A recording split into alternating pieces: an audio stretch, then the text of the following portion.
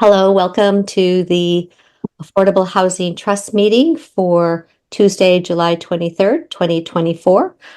We do have a quorum this evening. We have Sue, Angus, Kim, Mark, and myself present. We are expecting to have Bartlett join us, and I believe that Matthew Nordhaus will be joining us a little bit later this evening when he's able. So let's go ahead and get started. I know that on our agenda, we're going to need to move things around just a little bit because our guest this evening, Carolyn Reed from Habitat for Humanity, isn't joining us until about 7:15. Is that right, Maureen?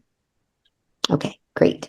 So I guess we can go ahead and go right into item 3A, which is our strategies for LRAP, and we have Amy with us this evening. So thanks for being here.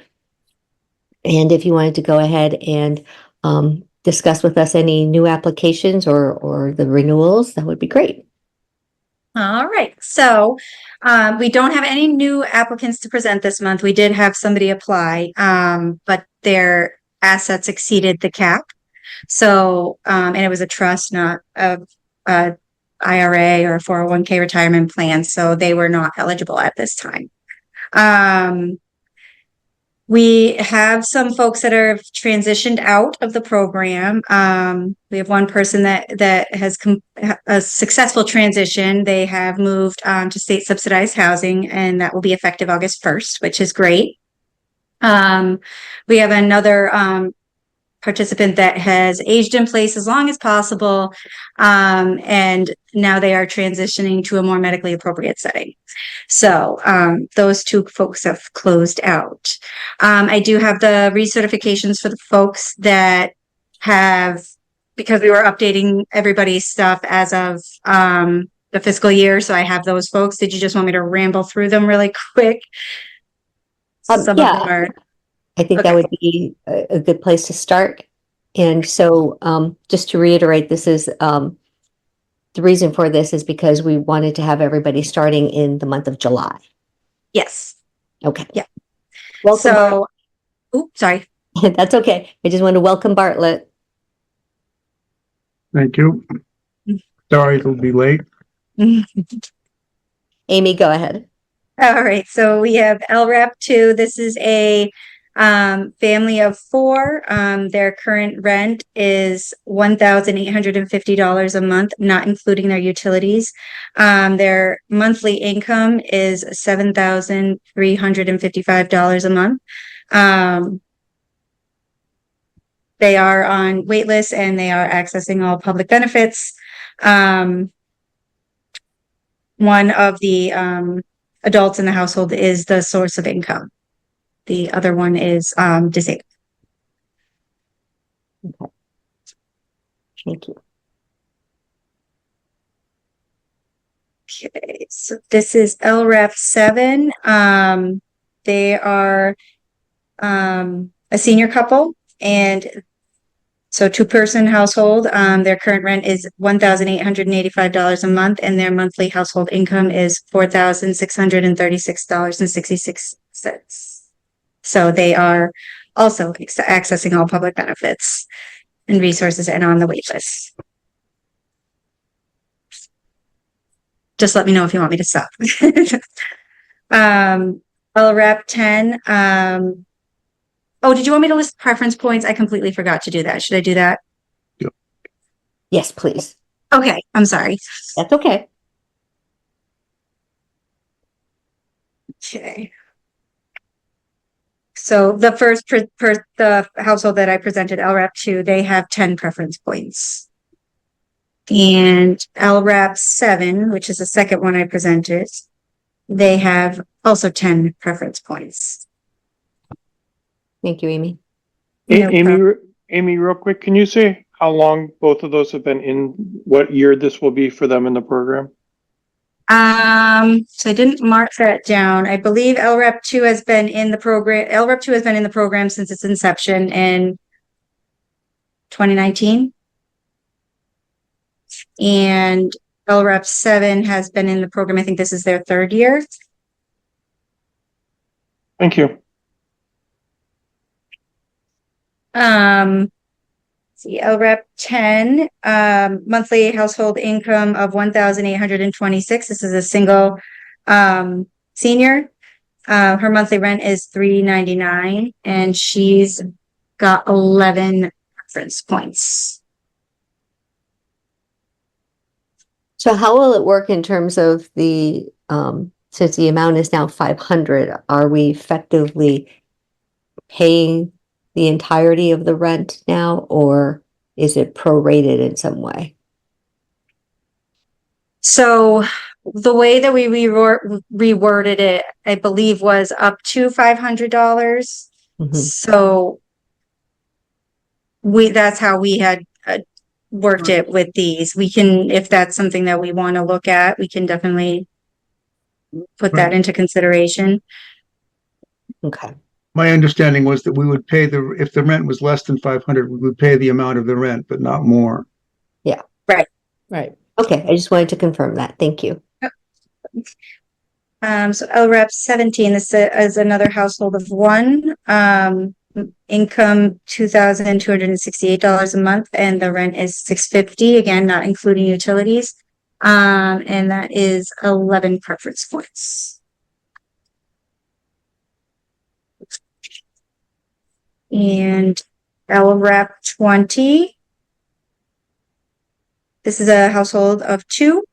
The monthly income is $4,954, and the monthly rent is $1,850 before utilities. And their preference points are 8.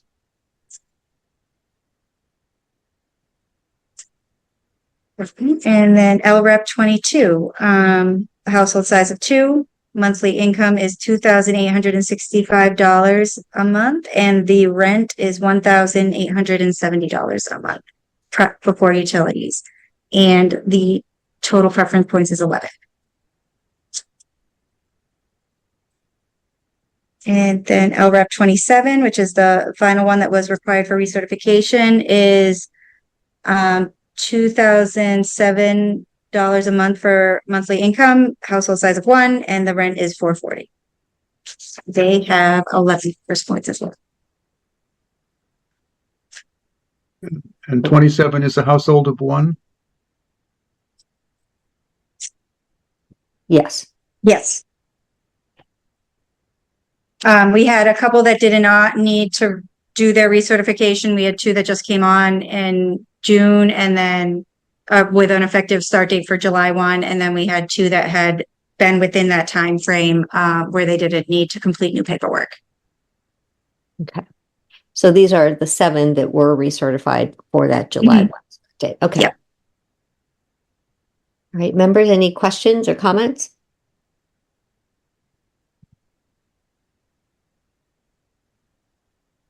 Okay, seeing none. Thank you very much. Is there any other detail that you wanted to share with us about the process or anything else?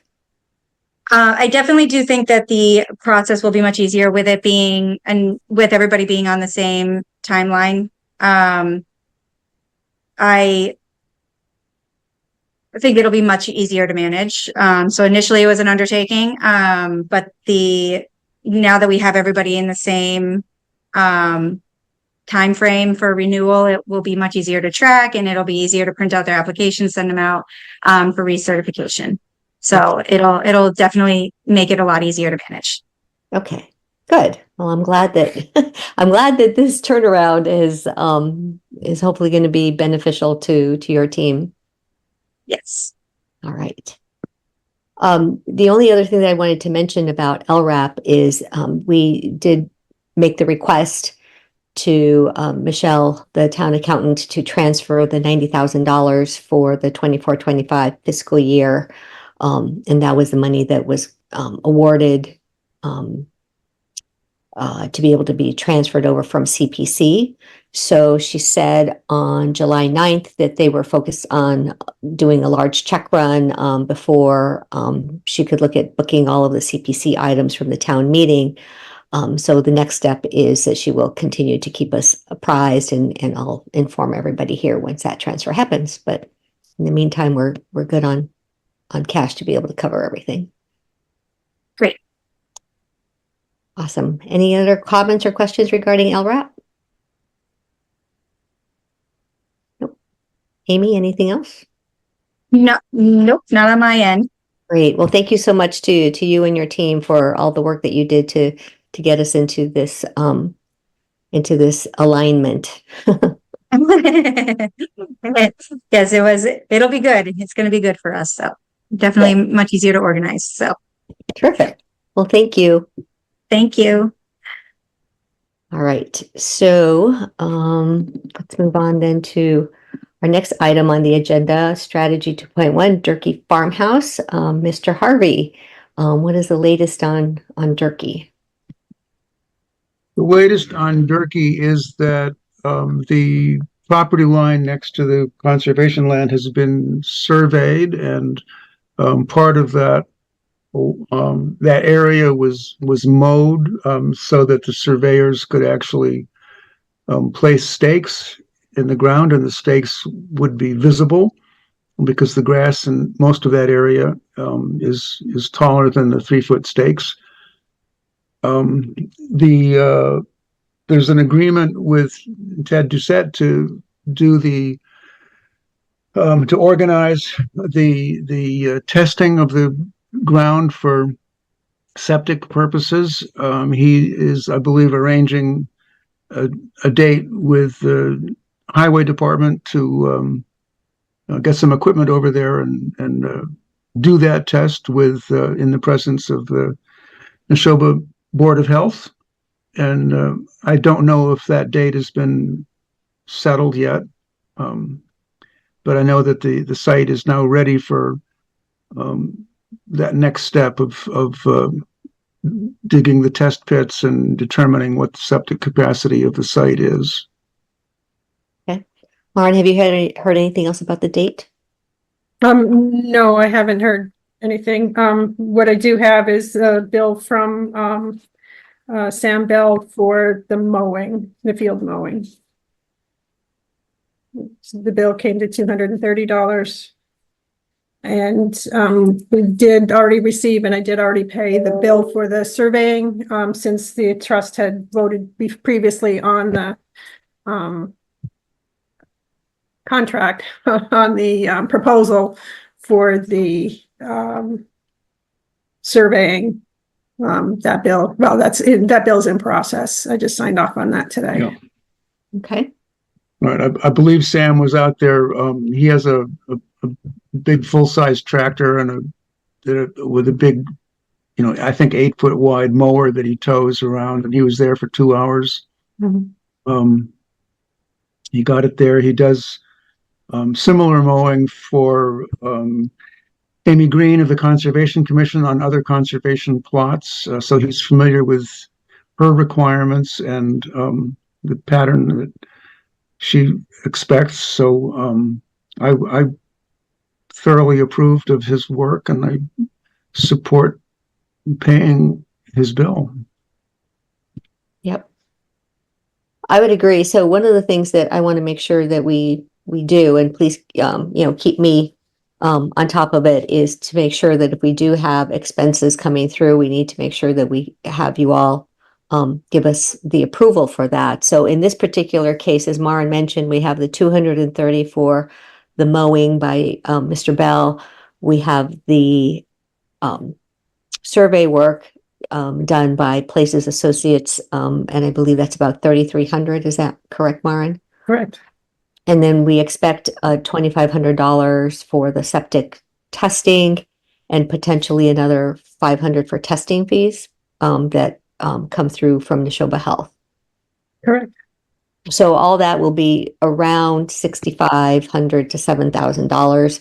So as Bartlett mentioned, these are all tasks that need to be done in order for us to get to that that information point of understanding, what can be feasibly built over at Durkee Farm. So any comments or questions on that? Yeah, let me add that I did walk most of that site before the mowing with Ted Doucette, so he does understand what we're looking for and where we're looking for, what the likeliest spots are that our intention is to build as close to The road makes sense, and the septic system would be in back of it, where the ground is actually, there is some flat or flattish ground. So he understands our expectations, and I think he very much appreciated walking the site with me and seeing what we were after. Sounds good. Well, will you be following up with him with the date? Yes. Terrific. Thank you very much, Bartlett. Can I have a motion to approve funding for this work at Durkee, maximum up to $7,000? So moved. Second. All right, all in favor? Sue, Yes. Bartlett, Yes. Angus, Yes. Kim, Mark, Yes. and Anna's a yes. Okay, thank you everyone for your approval of those expenses at Durkee Farmhouse. So, and Bartlett, thank you very much for following up with Mr. Doucette for the next step of actually getting that perk testing done. When that happens, would you please let me know as well? Because I'd like to be able to go over if possible. Okay. Will do. Thank you. All right, so moving on to strategy 2.2, which is Hager. So there was a walkthrough on July 8th, and I don't believe that Bartlett or I were part of that walkthrough. The planning board was invited to do a walkthrough. So what can you tell us about it? Yeah, thank you. It was very exciting for me anyway to go walk through the site that's been growing and right next to town hall. We've been talking about it since probably the last 6 years. And it was very nice of the developer to offer a site walk for the planning board members. They did invite Senator Eldridge. He was able to come as well. And he said some very nice things about Littleton being able to create housing, different types of housing in the community. And I do remember the great feeling of when the co-housing group first called and saying, we're looking for a site, but we can't find any towns that have zoning that could support senior co-housing. We started talking about what they want and looking at the senior residential development bylaw, and it seemed to be a fairly good match. So during the site visit, we were able to walk through the federal house and the new addition on that. The units are what they say nearing completion, still definitely under construction. But the cottages in back are inhabited, and the second house in the back that was a single family home that will become their gathering community space.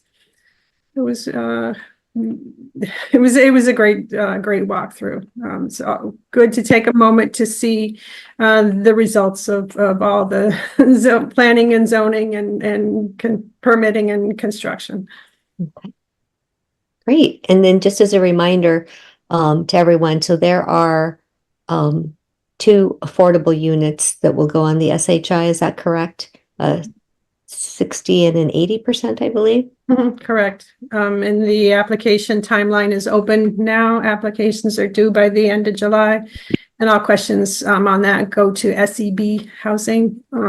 So if you know of anybody that's even remotely interested, send them to SEB and they'll walk them through the application process. Yep.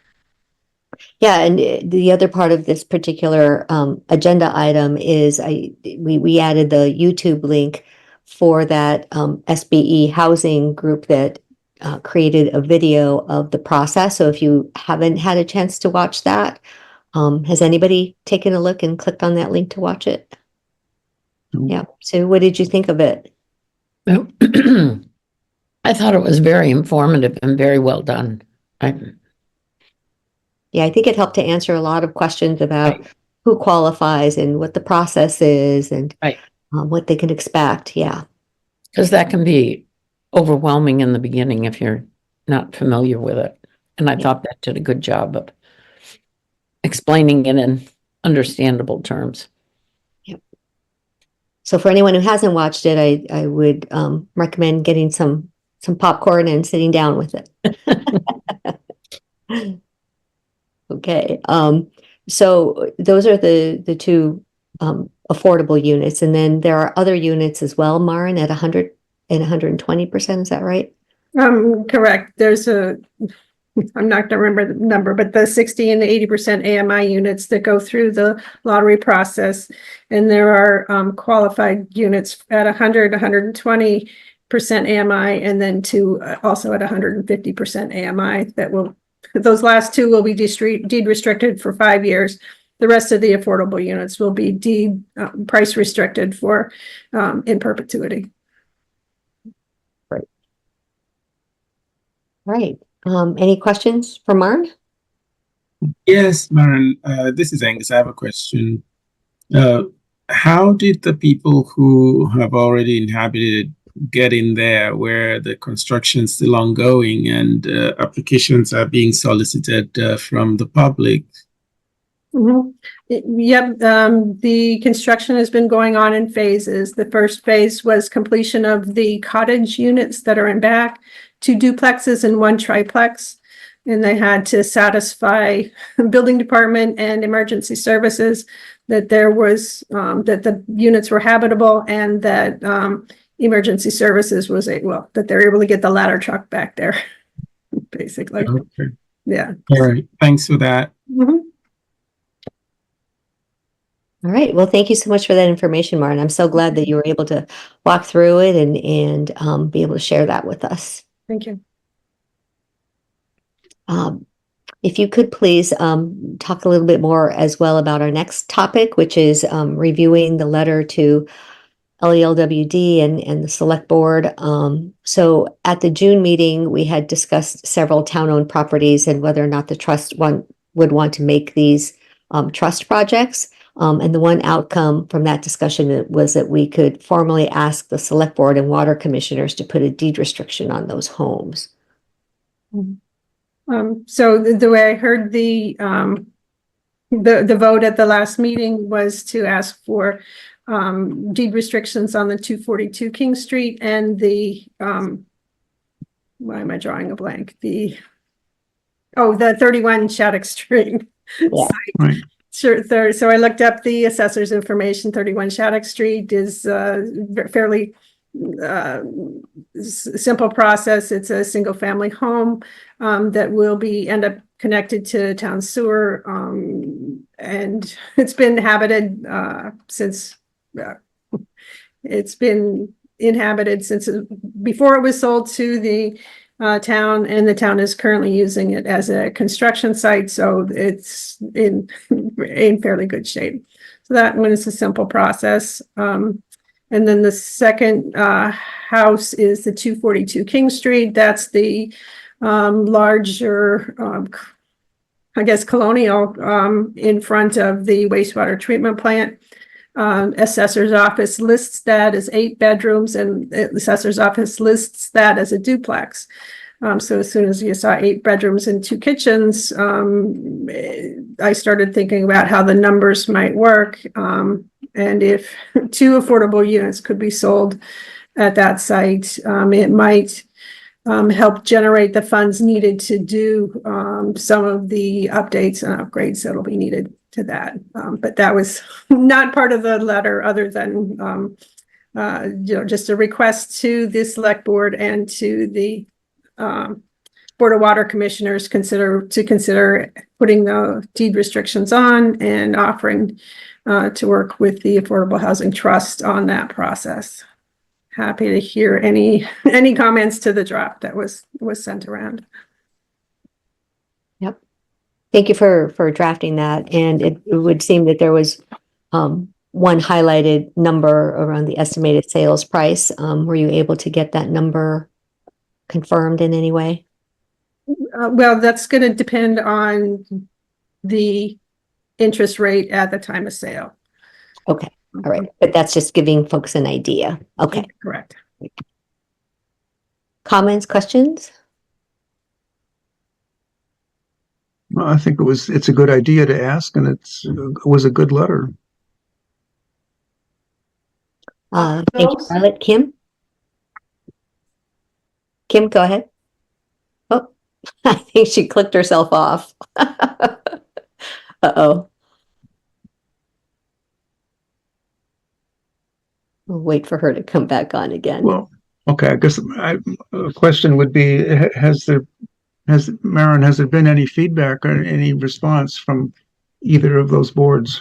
This is a draft letter for your, Okay, so- it has not been sent yet. All right, well, I guess my question is premature. Kim, it looks like you clicked yourself off. Actually, I'm somewhere that I shouldn't be tonight, so I'm using my hotspot. So I'm wondering if we can walk through those, or should we wait until that conversation goes a little further? When you say walk through those, you mean physically walk through them? Right, those two properties to get a sense of that market price, or that how to help that along. Is that useful, or is that not yet? Neither property is going to be sold for the foreseeable future, so. Okay, so it doesn't matter. Yeah, The but 31 Shattuck Street is probably the earliest, and it wouldn't be on the market until at least May.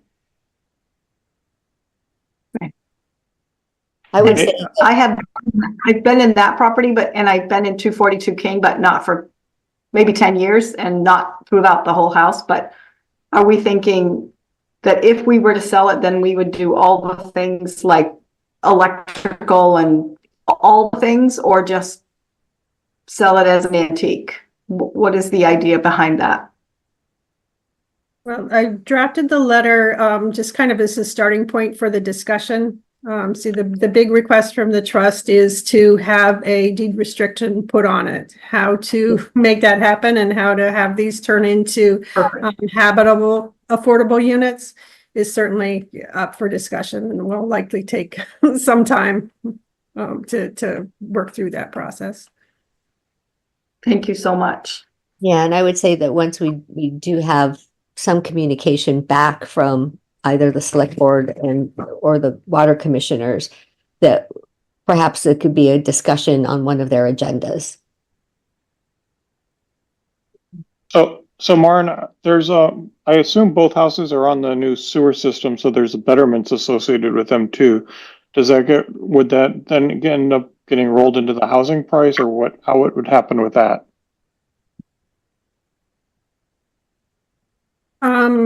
I don't see how that's any different than having to upgrade a septic system. It's all part of the cost of the real estate.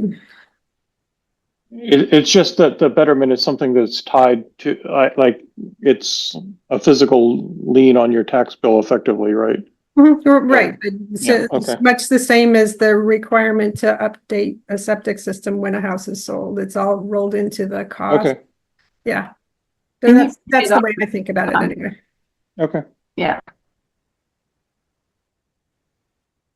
So at this point then, does anybody have any thoughts about not moving forward with the letter? Otherwise, we'll go ahead and have Maren complete it, put on letterhead, and Maren, if you want to let me know when it's ready, Bartlett and I can go in and sign it. No comment or concerns about it? I think it's a good letter for opening the discussion with those boards. Thank you for doing that, Maren. That's great. Yep, anytime. Great, thank you for letting us know, Maren.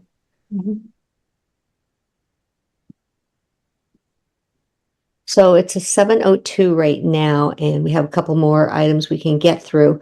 Real quick, what I wanted to mention is that once we have the discussion with Carolyn about the questions, and I did not receive any, Maren and I did not receive any questions from anybody else that we wanted to ask her for this evening, but as they come up, we can go ahead and see if she would be amenable to answering cold questions. And then once we have the discussion with her, we as a trustee group still need to have a conversation outside of when she's on the call with us. So just hang tight and we can continue with that conversation. Okay. All right. So for now, let's keep moving forward. Strategy 5.1, which is our event in August. Kim, could you please provide an update on the plan for promoting this event and the registration? Yes, so thank you. So Anna and Mark and I met so that we could discuss how we're going to get them enticed to come to this meeting. Mark found a financial planner who can come to this meeting. And so then he was able to secure a room at the library. So we have that. Anna and I worked very briefly on a very short flyer so that we'll see about that. I can send that out. I sent it to Anna last night so she could take a peek. It's very brief and it doesn't give very much information other than the facts. So we would, in my mind, send a letter or put that letter of intent into the bulletin and then say, see the attached form. And I think the exciting part is let's find out who has what for questions. Then we can plan more information to be ready for them. And they would be seniors who are considering at some time in the next, say, decade to selling their home, and they don't know the process and they don't know whether or not they qualify for one of the housing situations that we're going to be offering, and then what that looks like. So that's partly affordable and also partly what is the process for them to get their home ready so that they're ready when they actually have the opportunity to do so.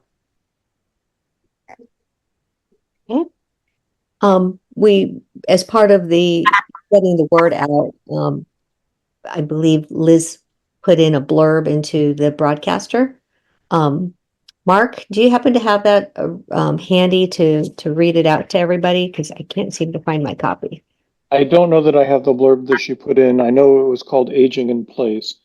And I thought we were going to talk more about what the different financial options are for, you know, whether it makes more sense to stay in your house and renovate, you know, to buy something else or rent, and talking about the financial implications of those.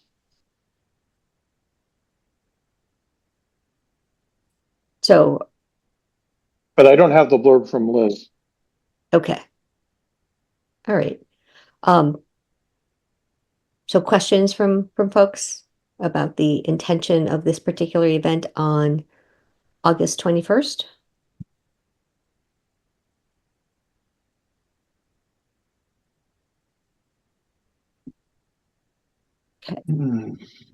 One of the questions that that I did have, and I wanted to just touch base on this. I think, Mark, I'm wondering if we should give the final flyer information that's going to actually go out to folks, have that reviewed by town council, simply because if we are providing any sort of financial information, would there be any concern about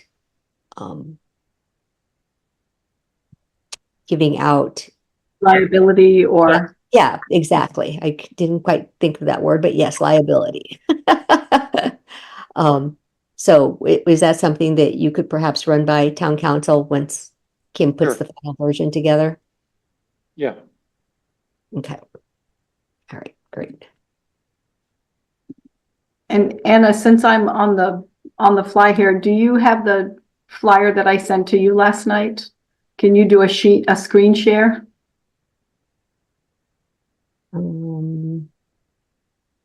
Basically, it was very quick. It's the 5 who, what, where, when, and why, and how to connect. And so obviously that's the very briefest of brief. If we want to do an actual letter to them, we can speak to that. We can we can explain much more. I want to get a sense from all of you how you'd like to present it, because I'm there to present on our behalf. I'm not there for me. So any feedback is really great, would be helpful. Yeah, let me see if I can pull it up a second. Hold on a second. Mara, do I have access to be able to share?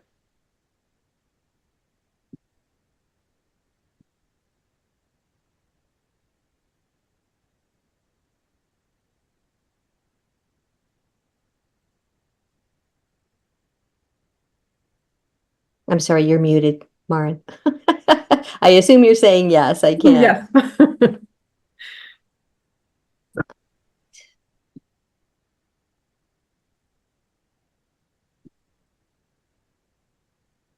Okay, could everybody see this? Mhm. Yes. Okay. Let's see here. I'll just have everybody read this.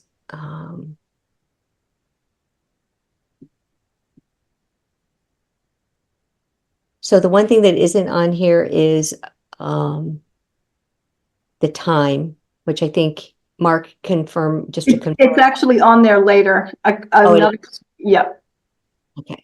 I tried to put it twice so that everybody could see. There we go. The when. Thank you. We could also add till 3:30 so that they know that there's a stop time, or we could say 3. However, I don't want them to feel like they can't speak. I want them to know that there's time, Mhm. but I also don't want to be there till 7.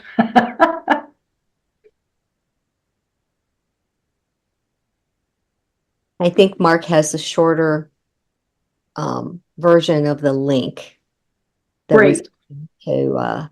to Liz to add into the broadcaster. Terrific. So yeah, so that's We can it. make this be colorful, we can make this be beautiful, but basically this is why we are gathering them, right? Do you want to stay in your home? Do you want to move? And what does that mean for you in all of the ways that it could affect you? And I can eliminate anything that you'd like me to get out of there, and I can add whatever you feel like we're missing. I'm thinking that if we just use the same language that is in the broadcaster, that way it's consistent, that would probably be the most helpful. That's my feedback, is let's just use whatever was put into the broadcaster, so then people see the consistent message. I'm sorry, I just can't find it. I don't know what happened to it, to my copy of that.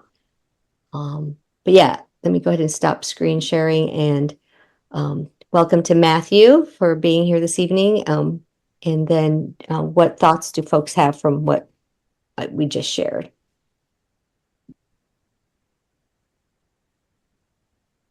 So I can take that blurb and turn it into a pretty flyer and send it out, and I'll send it to Anna and Maren. And then if you want to share it with everybody, that would be great. And then we'll get the final feedback and I can get it over to Liz. Would that be helpful? Yeah. Okay. And yeah, and if folks can share it out, paper copies. In fact, Mari, I wanted to ask, what would it take for us to be able to get maybe, I don't know, what do you think, Kim, maybe 50 paper copies created? Yeah, that's easy for us to do. We can do that. Great. I think we could probably leave some at the library and then also at COA, and then pack some up a couple of places around town. Mhm. All right, that works. Can we do? So we in work we use a lot of QR codes so that they can just scan it with their phone and then just have the link. Is that something that the seniors are also doing? And would that be helpful? Because if we print these out, that link no longer works and they have to type it in. So what's the very best way for them to have a live link, a simplest way to connect to make that work?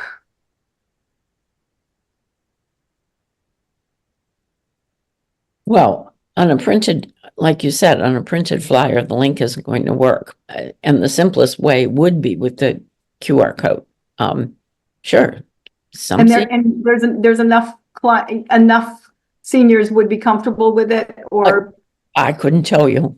I couldn't Right. answer how many would be comfortable with it, but Okay. I mean, we'll leave it I as an know one option. senior that uses it, so. Right, right, me too, right. So I will add that to it. All right, that sounds great. Thank you so much, Kim. Of course. All right, well, we have a full board of trustees with us this evening, and I see that Carolyn has just joined. Maren, thank you for having her in.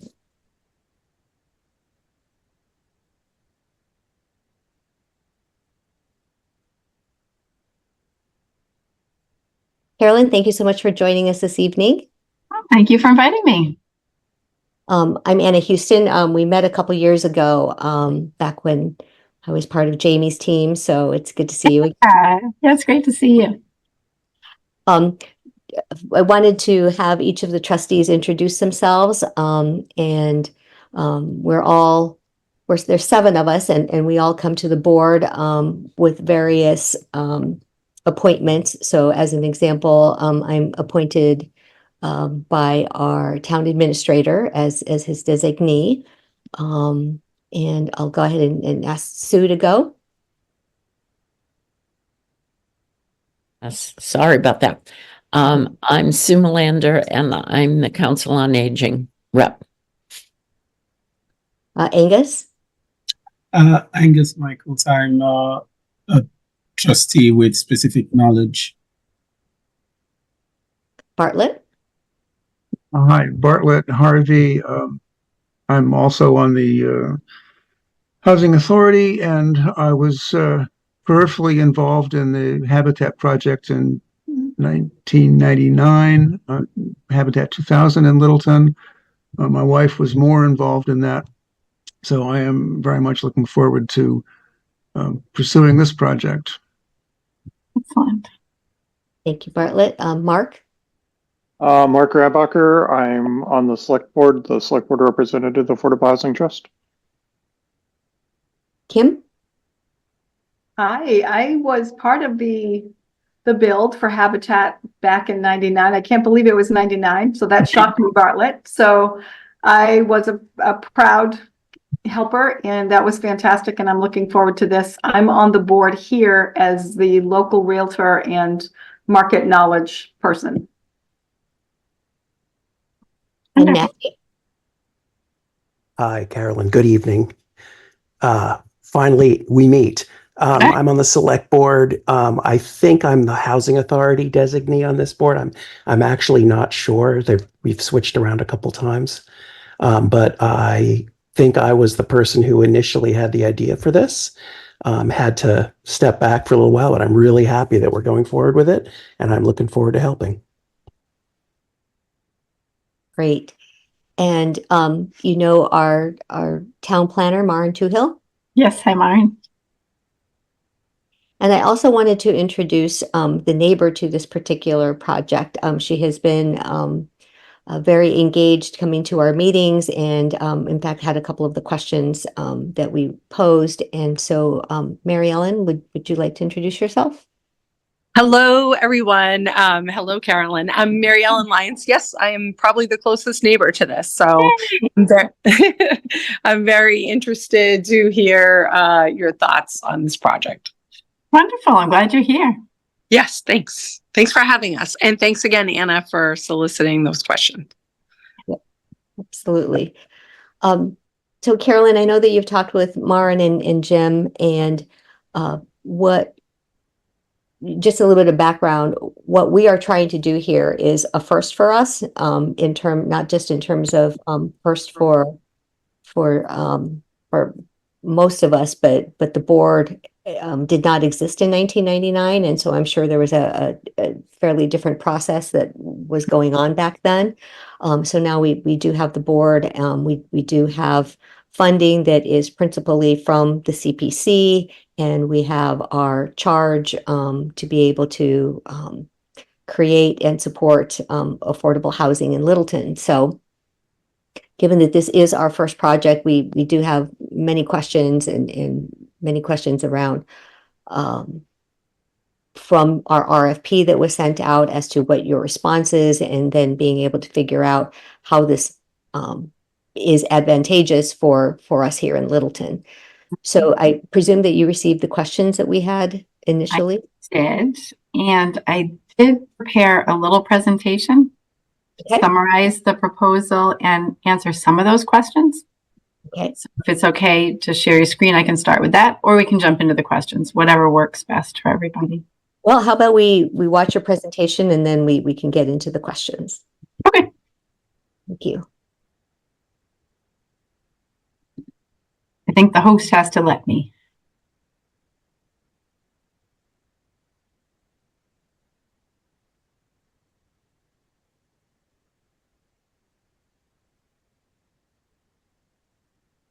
All right, looks like you're ready to go. Okay.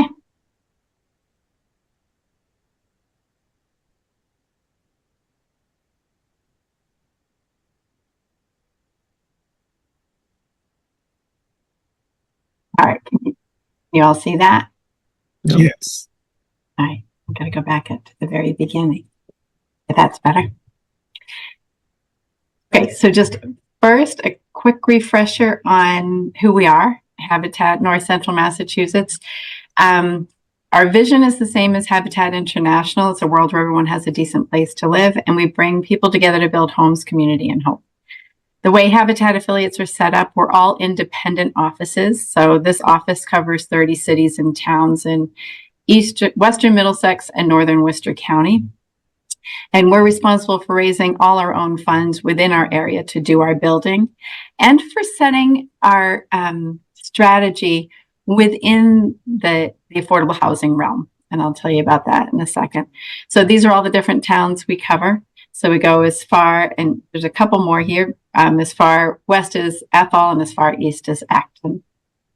So our two major programs are new home building. And right now we've been building about 2 homes a year. And in the coming years, it'll be more like 3 to 4 as we try to meet the enormous demand for affordable housing. We also have another program called the Critical Home Repair Program. And our goal here is to maintain the affordable housing stock that we already have in the area. So we do 24 to 30 critical home repairs as well as building the houses. And we have a separate construction manager that does that. So we serve residents earning less than 60% of area median income. The homeowners do have to have an income. They also have to have a need for affordable housing. So currently living in a place that doesn't meet their need. This is a first-time home buyer program. So generally they're coming out of rental units, and they have to have a willingness to partner. All families will put in 200 to 350 hours helping to build their house. They will have a mortgage. It'll be 0%. And their mortgage payments are set that they pay no more than 30% of their gross income for their housing costs. So principal, insurance, and taxes must be less than 30%, because over years and years, we have found that that's what makes homeowners successful.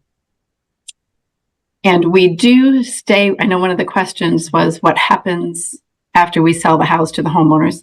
The homeowners do have a 1-year warranty, and we hold the mortgage. So we work with our homeowners throughout the life of the property.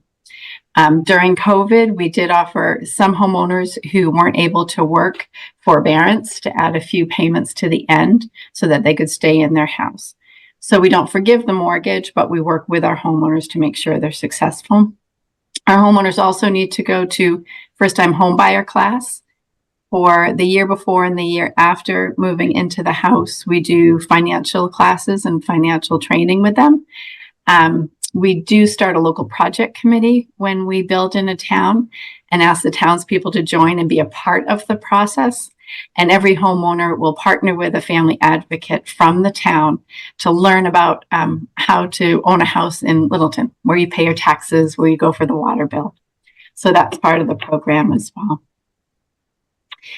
So our new homes are generally 3 bedrooms, 2 bathrooms, 1,200 square feet. So that's been our model, and the last 6 houses have been that model. It's a small ranch, single story. This house that we have proposed is a little bit different than that model, but because we wanted to propose, and we're open to ideas here, but we wanted to propose a unit that could support more people and have 3 bedrooms, and have a unit that would be fully accessible, and could be an aging in place unit. So it would have the accessibility, be a little bit smaller, but all on one floor. Our homes are now designed to be fully electric. We do intend to put solar on all of the homes. It a little bit depends on the utilities and the layout of the property and how much solar energy we can get, but they are designed for that. We design them to be compatible with the character of the neighborhood. The most successful homes are in mixed neighborhoods with market rate homes. And the house design is based on site requirements. So what I proposed in the RFP is what we think would work well on the site, but we will need a tight septic. And so we might play around with that design a little bit to make sure it fits really well on the site. Most of the land we get is donated. Some of it is through the town, like what you guys have done through the Affordable Housing Trust. We've had local builders donate some land. We've worked with local builders on their 40B development sometimes, and we've had a couple of properties that individuals have donated to us. This property will have, and I should have changed it, I still am kind of old school, the new name for DHCD is EOHLC. So it will have a deed rider. It will be affordable in perpetuity. We will sign a regulatory agreement with the town to make sure that it is affordable forever.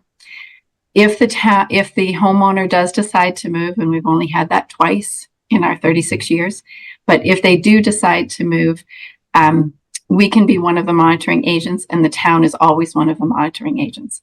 So the homeowner would need to come to us and say they are ready to move. And some homeowners have gone on to a market rate house, that they've been successful enough to go onto a market rate house.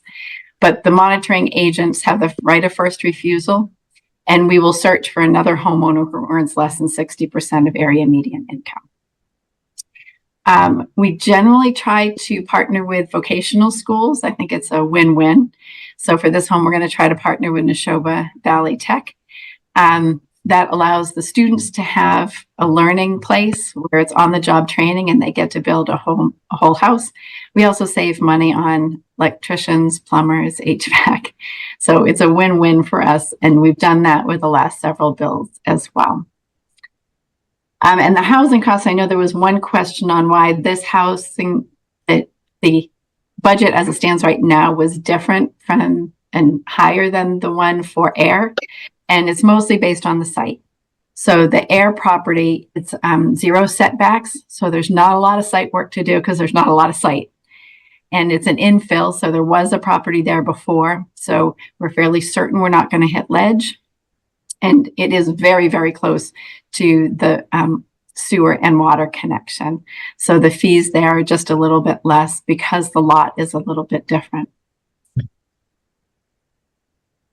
I talked about the local project committee. So we are very serious about partnering with the community. That's why I'm so glad there's a neighbor here and that all of you are community members within Littleton, because that's what makes it successful, is working alongside the community. And we provide the structure, the insurance, the construction manager, but the LPC really, as I said, helps the family become acclimated, helps select the family. We usually have someone from the community sit on our family selection board. So what happens when a family qualifies is they have to fill out an application that's kind of like a mortgage. And we have professional loan originators who look at the financial side, but the family selection committee will work with the families. They'll assess need and willingness to partner. And then all the families who qualify financially will go into a public lottery. And the town does have the ability to do local preference. The town of Littleton would need to apply separately. We're not allowed to do that. The town would need to apply to EOHLC if they want local preference for this house. And then that would be the first pool that we would use in the lottery. So these homes, the one on the left is kind of close to what we're going to be building in air. We had to make it a little shorter and skinnier to fit on that lot, but this is a home that was side-by-side colonials that we built in Fitchburg previously. The home on the right is the last home that we had built in Ayer, and that was more of a ranch style, and we ended up going with a ranch style because we hit ledge. So that was and then these were the pictures that were in the RFP of what this home would look like. Now, this house was originally designed for a lot in Stowe. So this is what I was talking about, where one unit would have a smaller number of bedrooms and the other unit would have a larger number of bedrooms, but the entire footprint is still about the same as a market rate house in the neighborhood. And that was it. Those were all my slides. So now I'm happy to answer questions. And Carolyn, before you leave that slide, you had mentioned that one of the units would be accessible. So which of these units, the one on the left or the right, and how would they have that accessibility? on the left, and if you look at the top left picture, you can see the ramp coming directly from the driveway into the side of the house. So we've designed a ramp coming up the side instead of stairs, and then we've designed the inside so that it is ADA compliant. So there's enough radius for a wheelchair to turn in the bathroom and in each of the rooms. Okay, and in terms of garages, is that something that you just don't do with Habitat, or is it this particular site? So we generally don't. It was Millard Fuller who started Habitat for Humanity, and his quote was that we house people, not cars. Having said that, we have built, there was one house in Ayer where it was required by the town for us to build a garage. Actually, all 4 houses that we've built in Ayer have had garages. So it adds to the cost of the house. But if it's something that the town requires, we do build them, but it's not in our general build plan. Okay. All right. And we have also done a carport before for a gentleman who was disabled and needed not to be in the weather. So we've done. Well, and that was one of the questions that I had for the members of the trust was for everybody to think about that, given our weather here in Littleton, whether or not we need to have something that looks different than this because of the weather situation. So something for us to consider. Before you leave this slide, I just wanted to ask if the trustees have any questions. Mine was the same, covered for wheelchair accessibility, either carport or garage or something, or can that section be built on a slab so that it doesn't have to be up there, or will they both have basements? How is that set up? This house was built on a slab. So generally what we've been doing is, as we begin the site work, if we're able to put a basement in, because in New England, people tend to like the basement. If we can do it economically, if we don't hit ledge, then we put a basement in. And if we can't, we switch to slab. Mm-hmm. And then if we switch to slab, we generally build a shed to go with the house. And so at this particular site, Matthew, I don't know if you know enough about the site about as to whether to speak to whether or not ledge would be hit on that particular area. I think there's a very high likelihood that there's ledge somewhere under that house. Or under that parcel, you mean? Yeah, well, I mean, under any footprint you pick in that lot, I think there's an 80% chance that there's ledge under it, but you never know. Okay. What other questions do we have as it relates to the proposed house plan? Would it be okay if I ask one, Anna? It's Mary Ellen. Yes, Mary Ellen, go ahead. I was just curious. It's very small and I'm trying to look at that, but where that driveway for the house actually will be, like in coming off of Tehadawon. I'm trying to understand this picture, like whether I'm at 79 Tehadawon, my driveway like goes right by that property line. So I didn't know if this picture with the driveway in it is proposed driveway off of Tehadawon, or where that driveway would actually go into the house? It is right now, and I have to say that the rendering is not, it doesn't show the full driveway because we have not yet done the site plan. So we have not yet got out a civil engineer to do the site plan. I'm expecting that the driveway will be much longer than what's shown here. Okay. But I have not had, the only civil engineering work that's been done so far is the perk testing that have been done to prove that we can have a septic system here. Okay. I do- I know it's tight. Like, I know it's a funky property. I know Anna, walked through that with us. And so it's very curious when you say there's no garage, like I don't know. It would be interesting to see what the actual plan will look like, because you wonder where they will put any cars, because it looked like it was very tight between the septic, the house, and then there's water. Like, where will cars go? But, obviously once you get that engineer out there, it'll be interesting to see what the plan does end up looking like. Yeah, when the perk test was done, Places Associates did have a proposal of where the house would be that you might have seen. And we have 2 civil engineers who sit on our site selection committee who had also looked at it and agreed that it needed to be really tight up against where the septic is going to be, and that we'd probably need a Presby system to take as little space as we could for the septic and have it be as tight as we could for that. But they didn't lay out the driveway yet. Okay. Thank you. I was just trying to get a sense of where that was, but that makes sense. Yeah. If you don't. Yeah. Okay. Thank you very much. And this would still go through the entire process with the planning board. So that's where you would see a lot more of that information, Mary Ellen. Yeah. Yeah. Thanks, Anna. Yeah, if we need a variance, it would go through planning board, right? Otherwise, but variance would either go way, we're going to want as much town input as we can. Oh, sorry. I'll just clarify that planning board doesn't have review for single family homes or 2. It would be likely be a variance through the zoning board of appeals, but they have strict not strict, but requirements for plans to be reviewed. Okay, well, there you go. Yeah.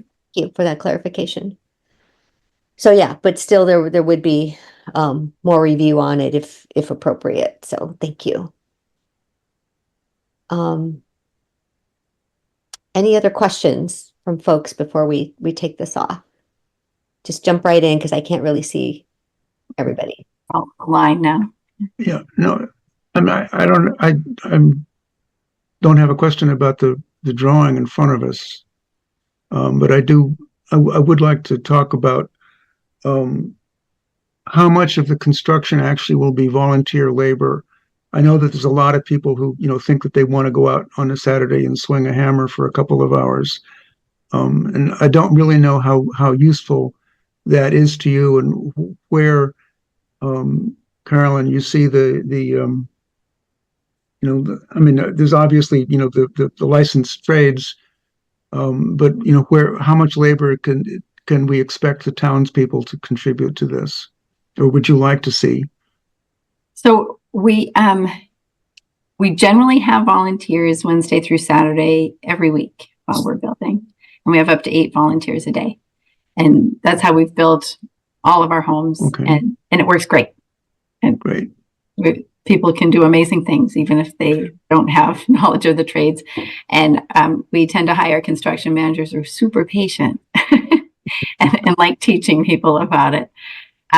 What we have done for the last few builds when we're partnering with the trade school is the trade schools are generally there 8 to 1-ish, and then we'll have volunteers from 1 to 5. So it won't be a full day during the school year, but we'll do afternoons and Saturdays. And then depending on the family selected, if they're not able to build, some people are not able to build on Saturdays, they prefer Sundays, then we would open Sundays as well. But we generally do have volunteers on every house, and the family has to be helping to build it as well. So you'd be looking for a lot of labor. I mean, the more there is, the better for you. Exactly. And And we us. have found, and I think definitely in Littleton, because I know the last build, it was a lot of faith communities that came together. Mhm. But then we had a lot of townspeople build. But we also have a number of corporations who will send teams. I know Workers Credit Union comes 3 times a year. Main Street Bank comes twice a year. So we have banks and corporations that come. We're also building up another nice team of regulars. And so 3 days a week, we have 2 to 3 people who come regularly, and they can help and be crew chiefs for the other volunteers who come as well. Great. Carolyn, this is Mark. I have a question about the financing.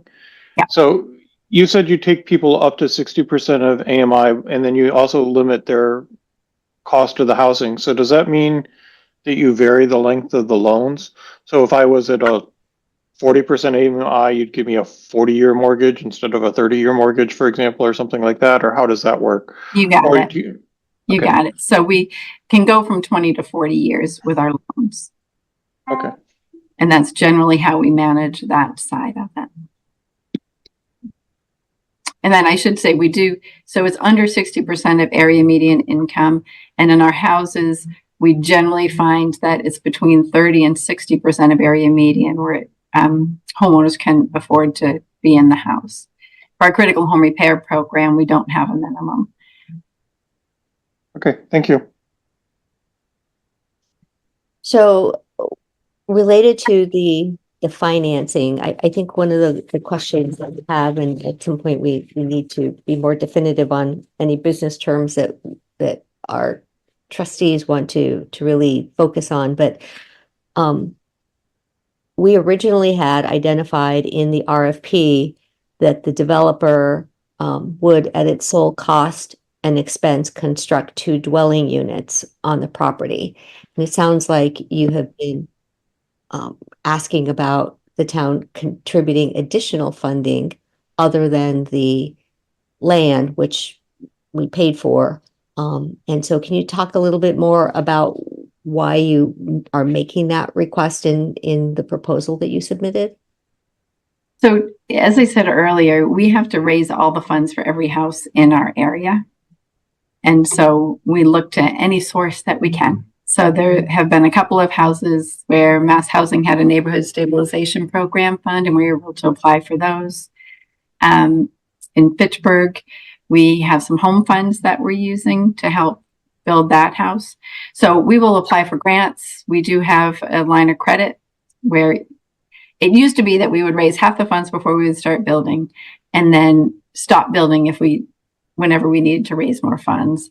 And to keep it more fluid and to keep it so families can get into the house when they expect to, we do have a line of credit that we pull off, but we do have to pay that back.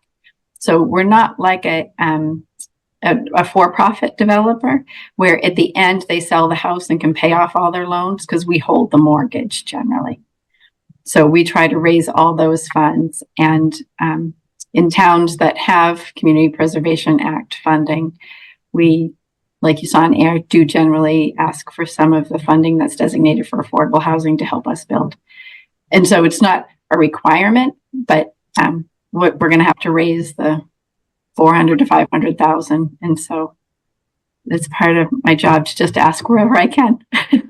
And that makes sense. I did want to note that I think in Littleton, as perhaps in other towns as well, is that because we get our funding primarily from the CPC, that I think going to them independently would probably set off a lot of questions like, well, why are they coming to us directly instead of going to the trust? Because the housing dollars flow through or have flowed through over the years directly to the trust to be able to work to make these kinds of projects happen. So I just wanted to make sure that you were aware of that.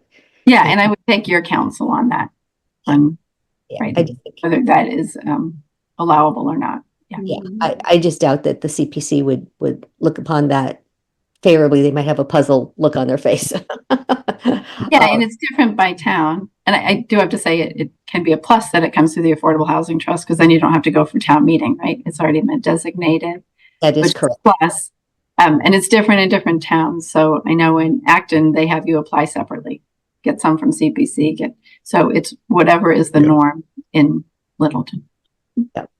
In the project from 99, there was a great deal of, there was no CPC and there was no anything, but there was a great deal of fundraising in the town to individuals and to organizations, and that campaign actually raised more money than was used in that particular house. So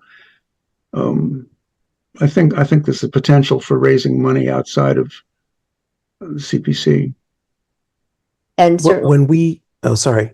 oh, go ahead, Matthew. When we originally spoke, Carolyn, I think my initial conversation with you, I was asking what the bottleneck was for building houses, and you identified like paying a construction manager, that you had two. And so my first proposal to the Affordable Housing Trust at the time, which has some of the same members now, was that we would basically pay the fee of the construction manager as a way to kickstart this build. So I think from my point of view, I was expecting the trust to, donate additional funds to this build. And, whether it's officially towards the construction manager or just generally towards the house, I don't think that is germane. But, I realize we're already in this for donating the land. And I think the trust also paid $200,000 as part of the purchase of the property as a whole. Because the affordable housing was part of it. So we have already invested, but I think, again, from my point of view, I expected there to be more asks. I think the town has additional organizations or opportunities if this were to be put out there. As an example, we have a very generous Rotary Club in Littleton that works on various projects around town. So that could be another organization to add to your list. The opportunity perhaps to talk with folks about donations, in-kind donations. I don't know how that's reflected in your experience, but perhaps as an example, if the septic system could be donated, that certainly would eliminate one of the costs. So there are various ways to be able to also contribute that aren't directly dollars from the trust. Yeah. So in terms of what you explained, some of the other questions that we have, let's see. Mary Ellen, I wanted to make sure that your two questions got answered in reference to the families. One of the questions is, do families stay involved with maintenance of the house? Does the town of Littleton invest more money into maintenance? So I don't know if you touched on the maintenance question at all. No, they will own the house. So one of the reasons that they help build the house is to be invested, and the other is to learn how the house is built, and that helps them maintain it. So they know where the electrical system went in, where the plumbing system went in, they help put in the floor, they help do the trim. So that does help them to maintain the house. We also do have a 1-year warranty. So anytime during the first year, Habitat will step in and help. And then we do partner with our families forever. So we have families who call and ask us, who do I call for this? Who do I call for that? How do I fix this? And we will step in, but there's no expectation that the town of Littleton would then be involved, because these are homeowners. So just like with any other private home, they own the home. We just have their back a little bit. Carolyn, that critical home repair then program, that is not like, if there was, say, some major issue that came up with the house, is that what that's used for? Or is that just helping people with an existing home that need help to stay in that home? So we've done, 162 critical home repairs so far. And I think 2 of them have been for Habitat homeowners. And one was because their house was old enough that their water heater went. And so we helped them replace it. I'm trying to remember what the other one was. It was something similar. So homeowners could apply for that. And even with the critical home repair program, the homeowners, it's a 0% loan for materials. And so they do end up paying that back as well. But primarily the critical home repair is any other existing affordable house, just so we can maintain everything that's out there. Okay, great. I think you did answer the question because I was curious to see what would happen if they, if somebody had to move, say, and then you answered that in your presentation, I think. So I think both those questions were answered. Appreciate that. Yeah, it doesn't happen often, as I said, because it is, they're getting a home that's set for their income. And the hope is that the families or the individuals' incomes continue to go up and they can save for other things. They're building generational wealth, as Kim, because they're owning a house, right? So they're building that wealth. But if incomes can go up, then they can save for retirement, save for college, save for any other incidentals that they would need. And that's what we hope happens. And then with the one family I told you about, he got remarried. They were dual income. They were able to afford market rate. They moved into a larger home, and we were able to find another family who needed a starter home. That's great. That's what I was wondering about, right? Because when you said building generational wealth by owning a home, right? A lot of that comes from selling the home afterwards. Yes. And I know that this is supposed to be affordable in perpetuity. I know. So that's what I was, it was just, hard to understand how the process works, but I think I understand a lot more now. Thank you. Yeah. And it's a really good question because it's never going to be a windfall, right? So even with how much market rate houses have gone up right now, it still has to go to another family earning less than 60% or another individual earning less than 60% of area median income. So families will generally get whatever they put into it and a little bit more, but it will never be a windfall. Okay, thank you. I mean, it's a wonderful program. So thank you very much. The one additional question that I just wanted to touch base on is, I think this will probably go back to making sure that we have identified all of the costs so that we don't have surprises. and as much as we can. Yes. Yeah, I saw some of the line items in the AIR project that you all have done, where there were items such as utility connections, marketing, and appliances that weren't in the Littleton proposal. And so I wanted to ask about those. So I think the problem was just different formats of the budget. So the budget that you saw in the AIR CPC application is what we do as we're heading into the build. So in AIR right now, we're about to get the permit signed off. So it was just more fleshed out. Those costs in the budget that was in the RFP is more in a bucket. So we're still planning to do solar. They still will have appliances. It's just, it was a different format of the builds. But I know, I was just going to say, we'll probably want to get a little bit more detail then, simply because, as an example, when one of the criteria is related to energy efficiency, I believe, energy efficiency and building systems and appliances. I think there was only like one question about the energy efficiency. So any more details about what that really looks like, I think would be really helpful for us. Yeah, absolutely. Yeah, and I can give you more of that detail, and we will, as we do the site plan, get more and more detail on the costs as we get estimates as well. But just at a base level for the energy efficiency, we meet the stretch energy code. We do extra insulation. We do a ton of sealing. We will do a blower door test to try to get as low as we can. And with the solar panels, that really helps as well. And then we are all electric. Our last several homes have had an EV charger as well. That's terrific. Our sustainability committee will be pleased to hear that.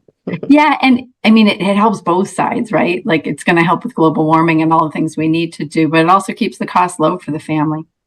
So if they can have a more economical car that charges and solar panels providing some of their energy, it makes them more successful as homeowners as well. Okay. So I wanted to ask trustees, are there other questions that we have for Carolyn this evening? Bartlett? Yeah, this is very technical. I just when you talk about stretch energy code and electric and sealing, do you normally put ventilation included in that? Is because once you get a house really tight, then you absolutely need outside ventilation in a And controlled we way. always have an ERV Okay, doing their That's- exchange. Yeah, because you would Thank boil you. pasta and you're going to get foggy windows, right? right, thank you. So Carolyn, what questions do you have of us?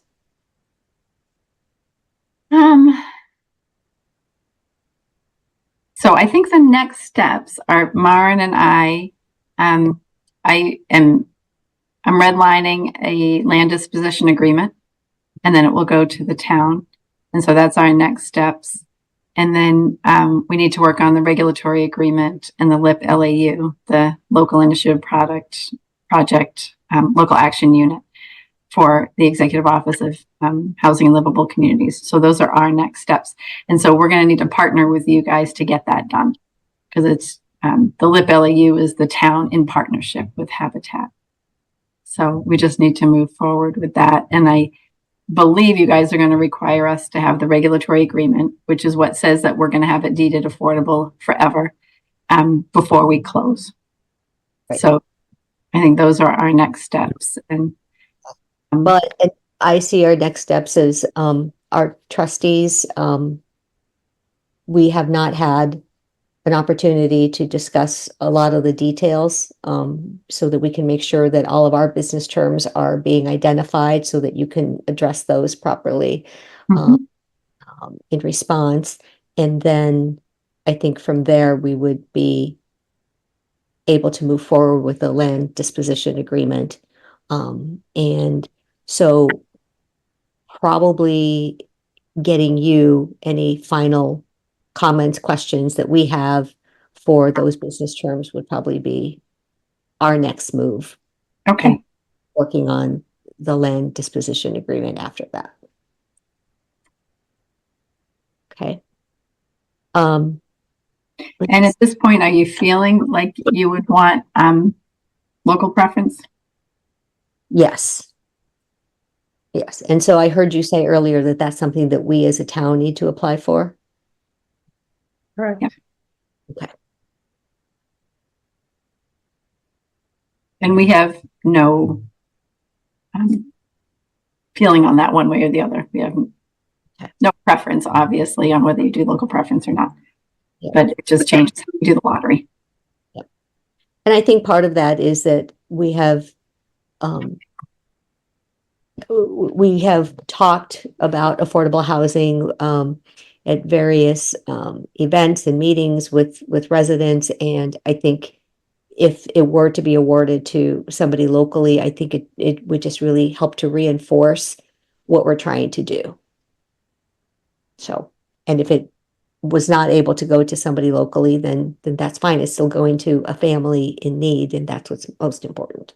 Yep. Great. Well, really, thank you so much for your time to come and visit with us this evening.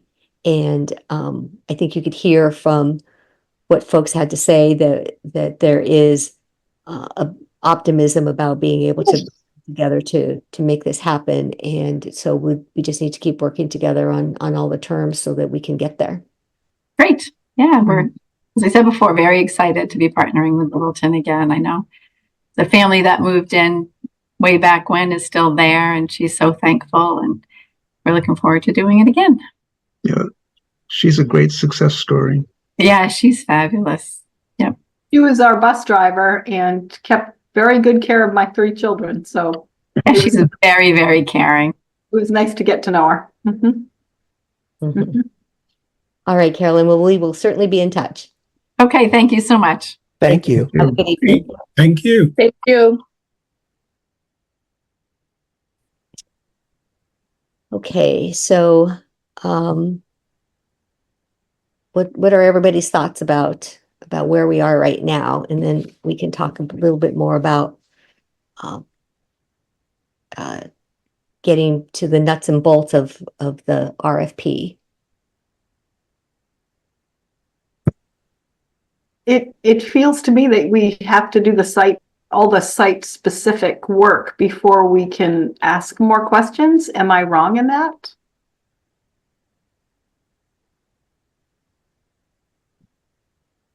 chicken and egg, right?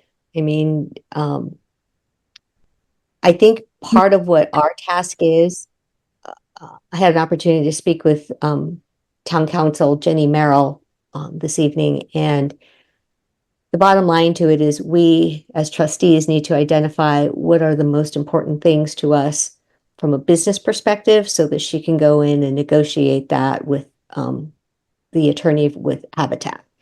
And so the business aspects are things like we really want to make sure that the accessible unit has a carport or a garage, so again, that's just an example, but it really requires us as trustees to go through with a fine tooth comb and identify what is it that we want so that we can ask that.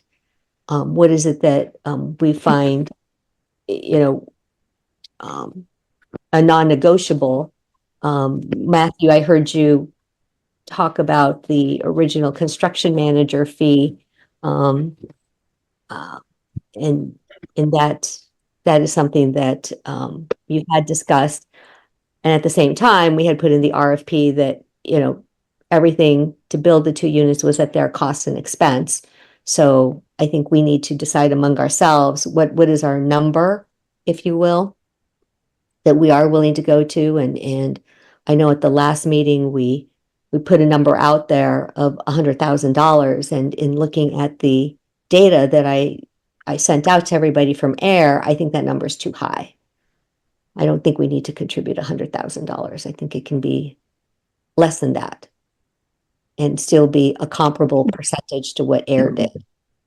Yep, I would suggest that not all the conversation is ready to be had now. Right now, the task for the trust is to finalize the land disposition agreement. And then at some point when Habitat has the exact layout for their development, at that point, they'd be requesting funds from the Affordable Housing Trust. Then they'd be able to have the detailed, the design and the detailed construction, total cost. And they'd have, plus they'd have some of the information on how their fundraising is going. I heard from the trust that you wanted to be the last in as far as, the donations. Right. So That's true.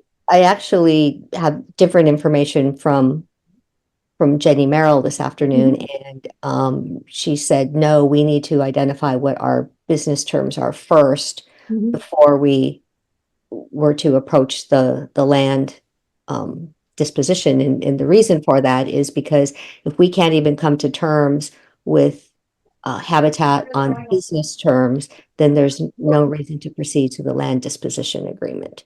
So that's part of why I'm saying that we need to identify what those are. And I didn't want to bring this up earlier with Carolyn on the phone, but it would include things like, as an example, Mary Ellen, I'm going to put forward a request that you had, and that is, can there be landscaping, shielding between the property lines, right? And so that would be an additional cost. Is that a cost that we as trustees want to be able to add to this project, and that we would be willing to, make as an important comment and request in the overall proposal, right? So those are the kinds of things I'm talking about. And I'm very comfortable going through and identifying what some of those are, but it would be great to be able to get your input as well as to what we think the most important business terms are.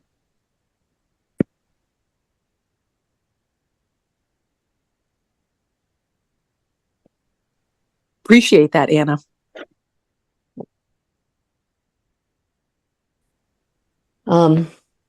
So the RFP was fairly detailed.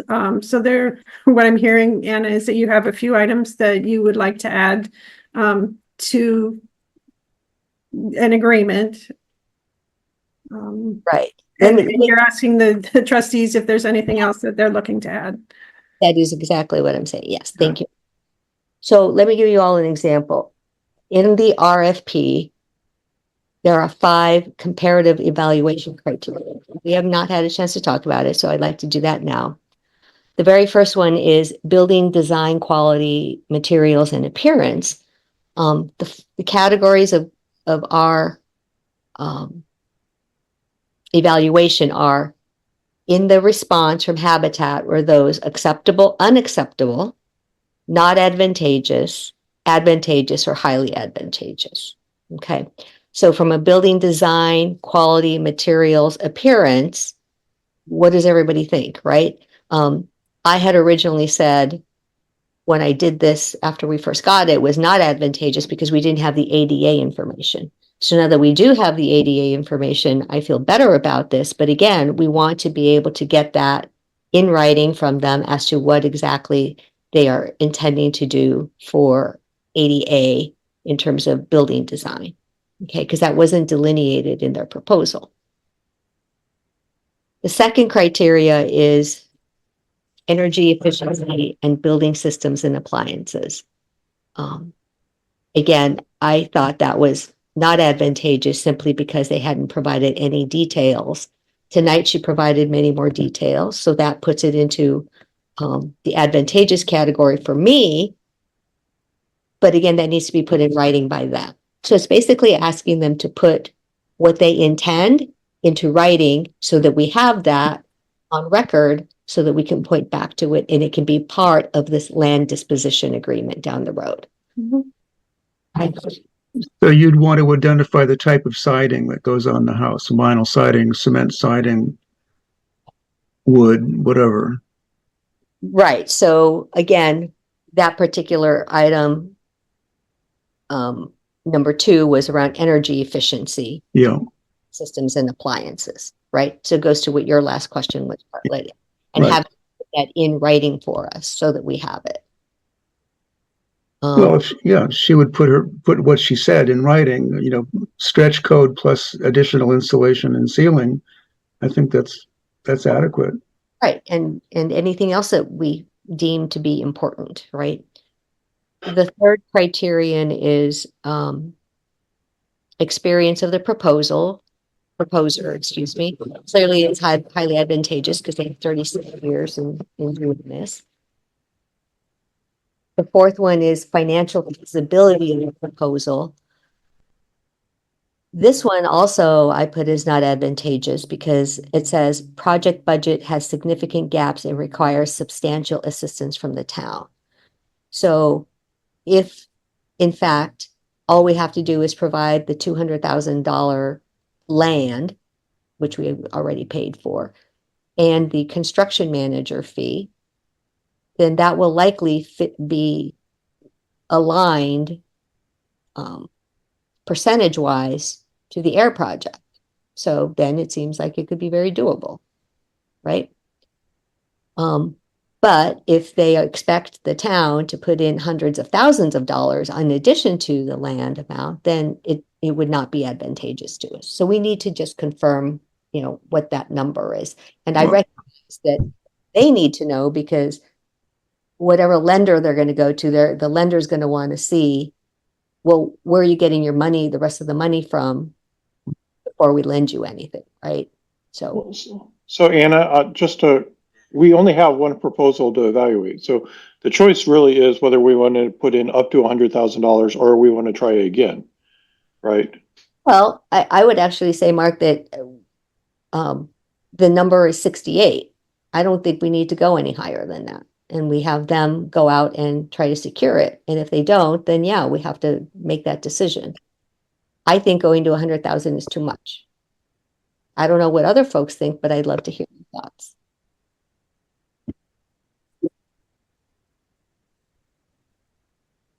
And I don't have that in front of me, but I think that when they say the town has to come up with the balance, I think that's a small T town. I don't think it's the town of Littleton. I think it's the citizens of Littleton, that there has to be a big fundraising effort so it's not CPC money and it's not Habitat money. It's fundraising money.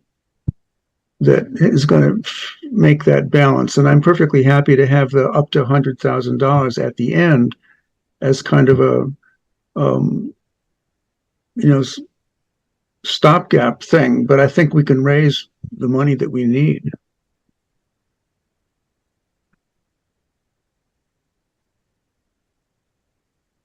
Okay, what do others think? Again, I think we've already asked enough of our town residents in terms of, you know, the $200,000 that was put forward for the land. So that's my opinion. And this is a topic that we can continue to discuss now, or we can come back to it in August after everyone's had some more time to think about it. I'll just put in my 2 cents, and I've said this before, which is I think this is a good way to leverage the funds that we do have. We have, you know, a pretty big piggy bank, and I don't think that that's a good reason to spend lots of money. But the opportunities for this group to spend money that isn't purchasing a whole house, but essentially get someone a whole house is not a common thing. I think that we do well with the rental assistance programs, but that's relatively small. And I think all of the other opportunities that we've looked at, like as far as, you know, renovating the houses that were donated or given in lieu, or, you know, none of them really have been have had a solid plan that is going to end up with a good affordable house, and this is one of them. And I think for that reason, I would vote for $100,000, and because I think it's a good use of the funds that we have. Even though we would be paying proportionately more than other projects from other towns. Yeah. So, Yeah. I mean, you know, I think yes. Even though I don't mean that we should, I don't think we should volunteer it. I think that, but I do think that rather than that we could be the backstop and finish it off if they need funds up to $100,000. So I'm kind of with Matthew on this. I think the town's owned this property for quite a while now to do affordable housing, and we haven't done anything with it. We have an opportunity to do it. I don't really want to spend $100,000 on it, but I think it's worth spending $100,000 to actually complete something, right? I think going forward, we probably, in projects going forward, we probably want to do a better evaluation of them up front before we buy the land and then go through this whole process to see what we really want to commit. But I don't think the Affordable Housing Trust, when they bought the property, ever really decided what they wanted to commit to the project. So I don't want to spend $100,000, but I think it's a reasonable backstop to make this go forward and actually accomplish something.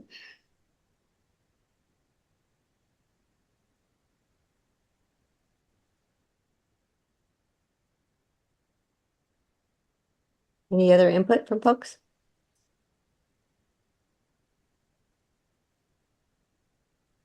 I'm new enough to not have gone through the rest of your conversation. So Habitat was a well-oiled machine to collaborate with, and I'm impressed with how they have kept their people and their houses and their program running for such a long time and being so viable, that I feel like they are the right partners and that we're going to get more than what we think we're going to get. And to get 2 houses, that makes a lot of sense to me. I don't have a number to put out. That wasn't what I was prepared to have a conversation about tonight. So I don't have that, Anna, but I love that. I think that's a great conversation for us to table until August, have a concrete number. And also maybe we can talk about how would we and who would we reach out to do some fundraising? How are the other ways that we would do that?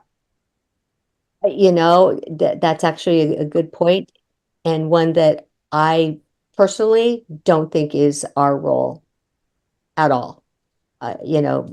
Asking Rotary, asking other organizations perhaps in town that might be able to help contribute would be, Carolyn, here's our contact information. I don't see that we would be the ones doing it. I just don't think that that's part of our role.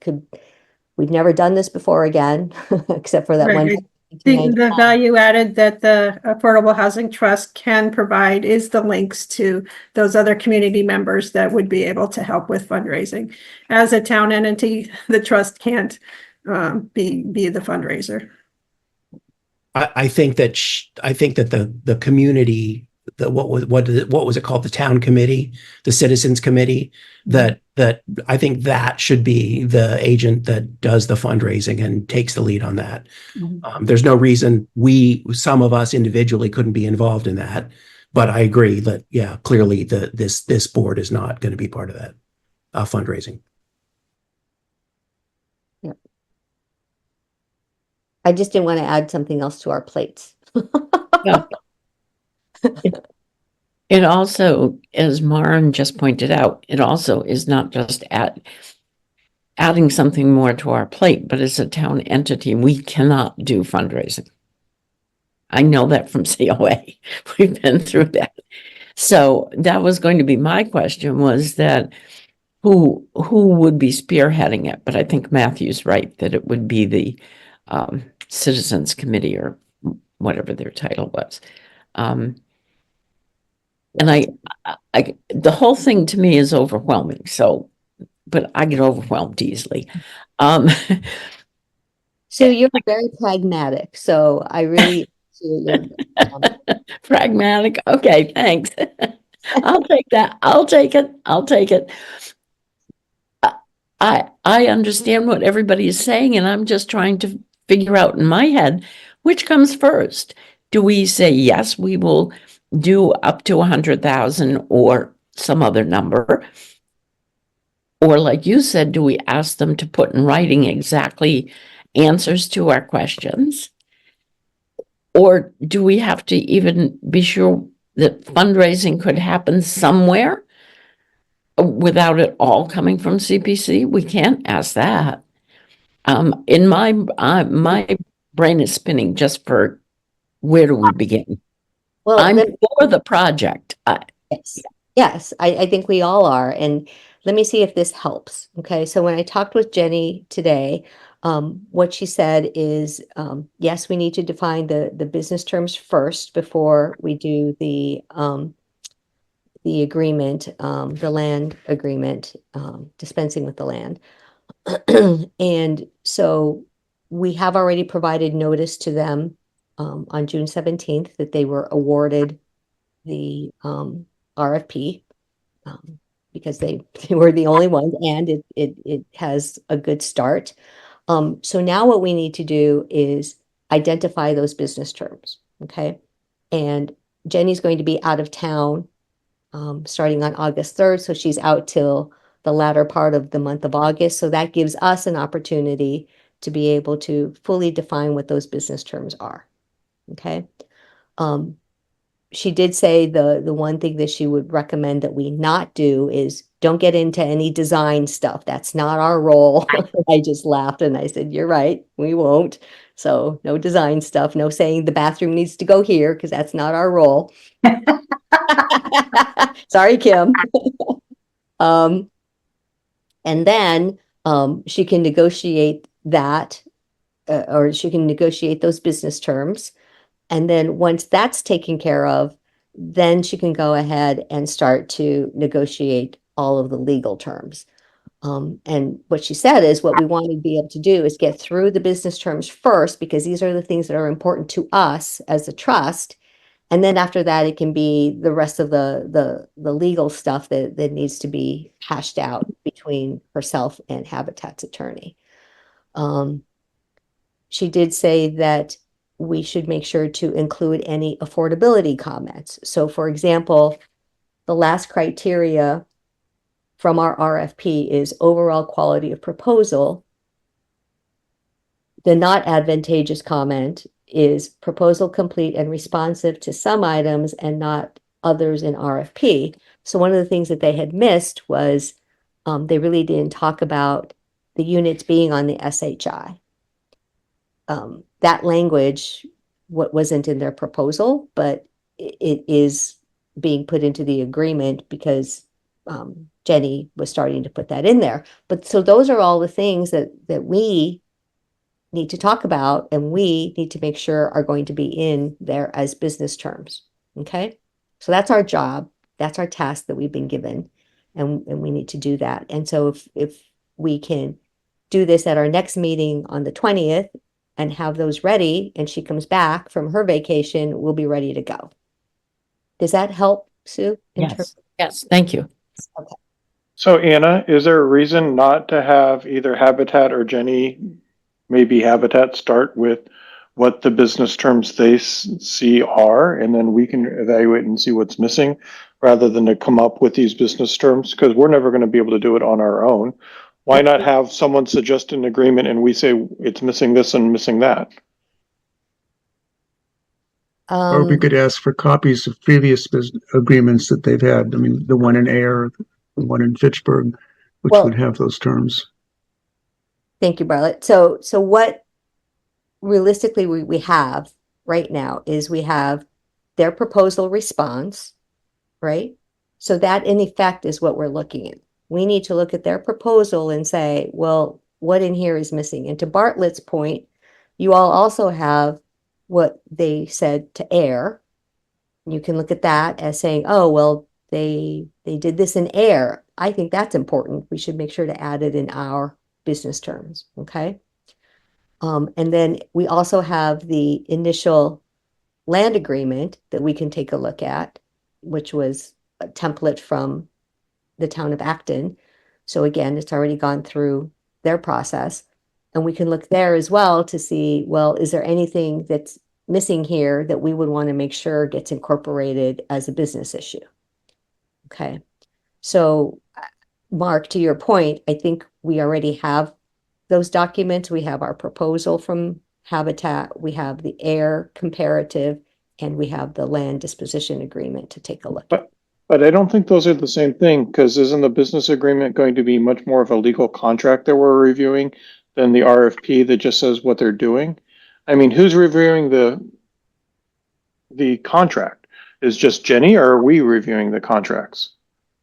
Well, technically speaking, that contract, the land disposition agreement, That's one contract, but the business agreement is going to be another, basically a contract, right? It's saying that the house is going to be on the SHI and it's going to be sold at 60%.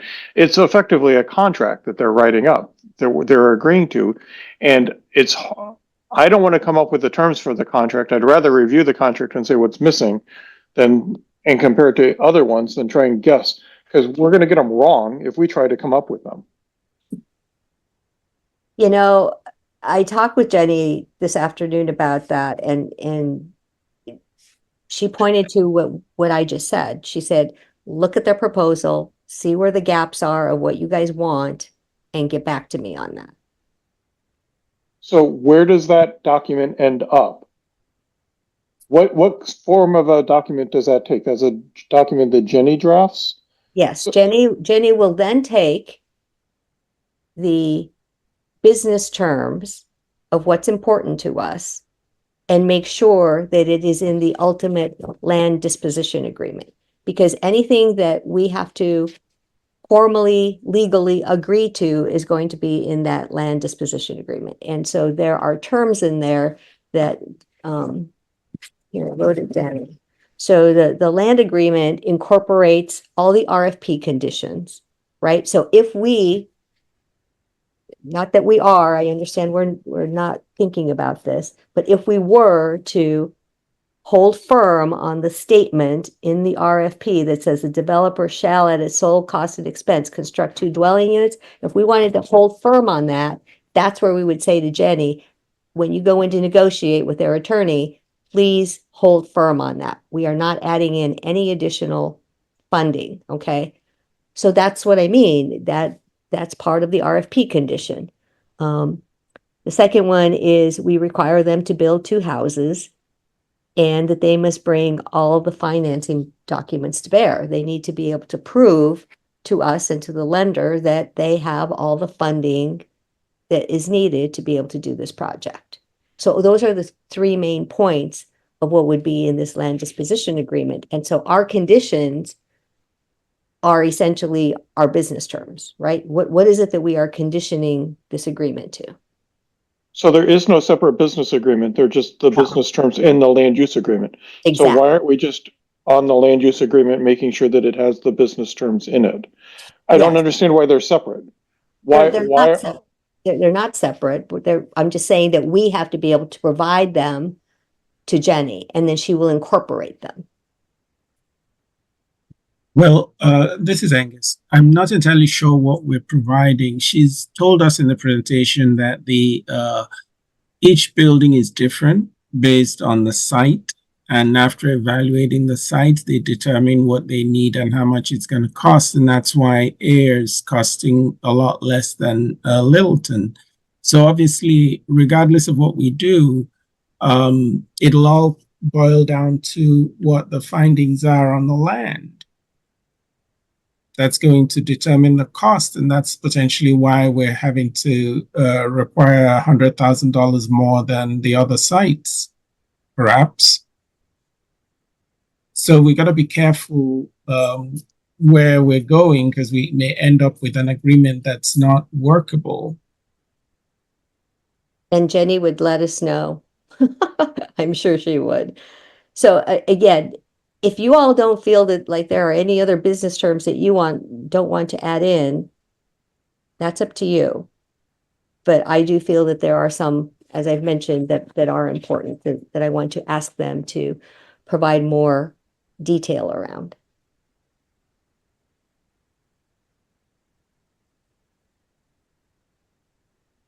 I think I'm kind of with Mark in that I don't know what I don't know. And seeing another agreement would really be helpful. When I you think say another agreement, Matthew, what?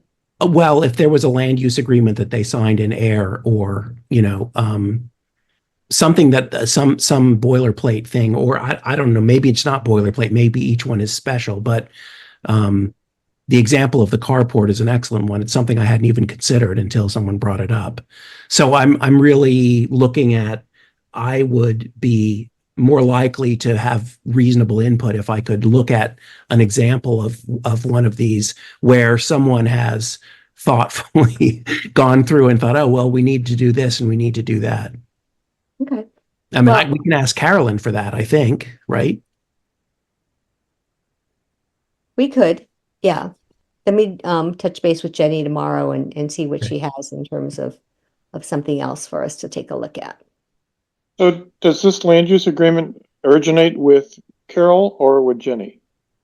Who's putting in whose initial draft is it? It was technically ours because if you recall, Carolyn said that she was redlining it. So it was something that already came from Jenny. Well, technically it came from Maren, right, Maren? Because you put it together. I okay. It's even a little more convoluted than that. At Town of Acton, had an agreement with Habitat, and I updated that to some of the specifics that to deal with this site, and sent it to Jenny as a rough draft of something that Habitat had worked with before. Again, first draft for discussion.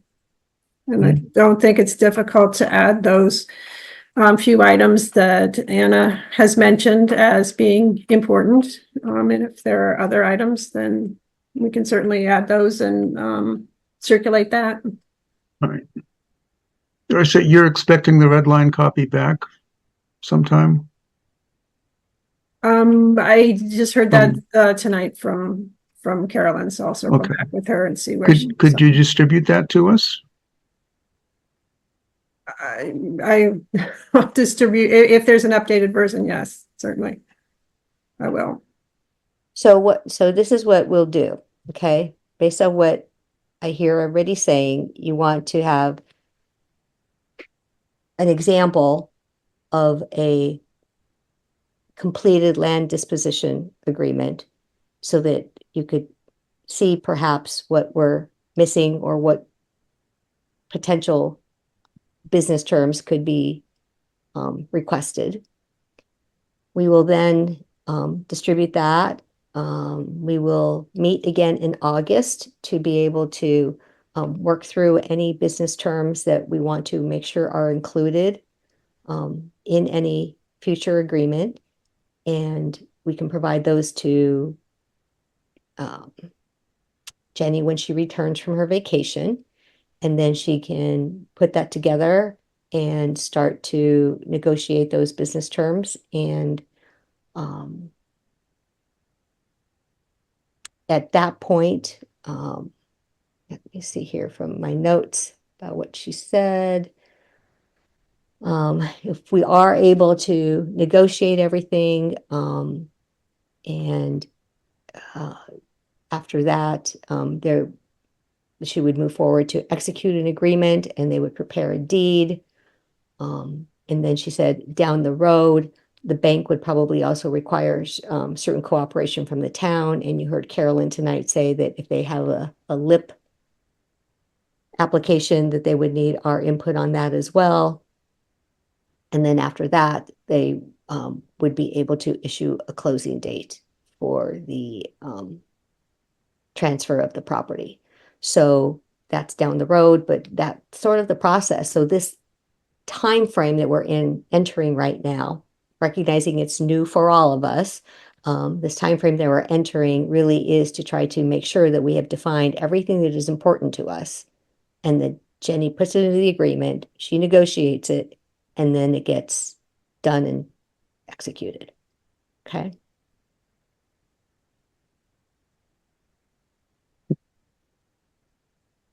And her biggest advice when I asked her, so what advice do you have for us since we haven't done this before as a group of trustees? She said, speak our minds. So that's what she urges us all to do. So thank you all for your input. So I think we're set on our next steps for this. Okay. All right. So I just want to do a quick time check before we move on. We're at 8:30. One of the things that we were to discuss tonight is our code of conduct. And in that code of conduct, there was a particular line in there that I added in, which is that we do not have meetings that last more than 2 hours. We're at that 2-hour mark. And I'd like to honor everyone's time for being here this evening. But we do have that very, very all-important topic of our budget to discuss. And other items such as the code of conduct. I want to thank Sue for her latest content for the newsletter. So is anyone prepared to talk about the budget and what you think that budget should reflect for the next 5 years? Because if we're not ready to talk about the budget, we should definitely defer that and have it at top of mind for the next meeting. I would suggest deferring it. Okay, that's what I thought. Okay.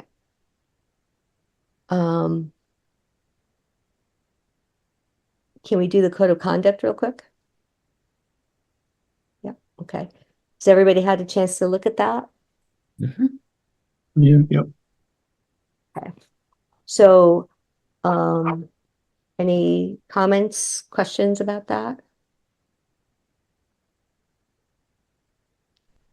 So first, thank you again to Sue for taking the first try at that one. Thank you very much. I did add one comment based off of a conversation with Jim Duggan, the town administrator. Under item 2B, responsibility to town administration.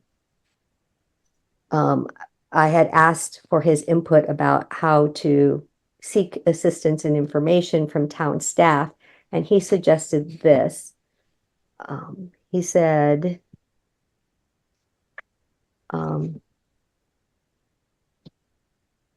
that read, request assistance and information from the town planner for housing related matters and the director of EHS for rental assistance matters.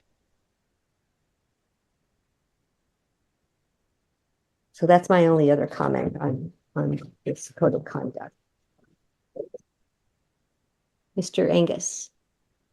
Yes, that was one of the questions I had, but I'm glad you answered that. I was going to say to put the name of the officer and not then real names in the final draft.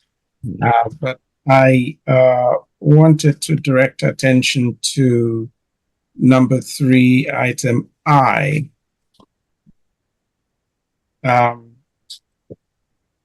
I said something about not make statements or promises of how you will vote on matters that will come before the full board until you have an opportunity to hear the pros and cons of the issue during a public meeting of the trust.